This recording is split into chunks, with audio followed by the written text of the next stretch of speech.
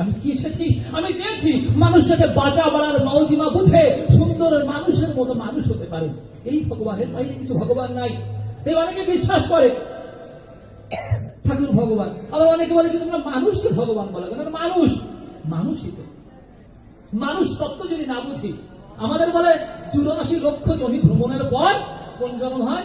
মানব জন্ম। মানব জন্ম, তাই তো? মানে অত্যন্ত দুর্লভ জন্ম এই মানব জন্ম। কিন্তু তারপরও কি মানুষ? বলেন তো, আমরা কি মানুষ? কে বলেন তো মানুষ? হ্যাঁ, একজনের বাড়িতে যাচ্ছি, ছোট্ট মেয়েটা এসে প্রণাম করছে, বলছে দাদা একটু আশীর্বাদ করে মনে যেন মানুষ হয়। তখন মানুষ হয়নি। ও কি হয়ে জন্মেছে? গরুর সন্তান গরু হয়ে জন্মায়, পাখির সন্তান পাখি হয়ে জন্মায়, তো মানুষের সন্তান মানুষ হয়ে জন্মায় না, ওকে মানুষ হতে হয়। কেমন ব্যাপার দেখুন তো। তার মানে কি? আমরা মানুষ হই, আমরা দেখতে মানুষ, কিন্তু মানুষটাকে বলে তা আমরা চিনি না। আমরা বাইরে দেখতে মানুষ, কিন্তু ভিতরটা আমাদের পশু প্রবৃত্তিতে ভরা, কাম, ক্রোধ, লোভ, মোহ, মদ, মাৎসর্য এসব দিয়ে এমন ভাবে ঘিরে রেখেছি, আমাদের বাইরের চেহারায় মানুষ হলে ভিতরে মানুষ হতে পারছি না। কি করতে হয়?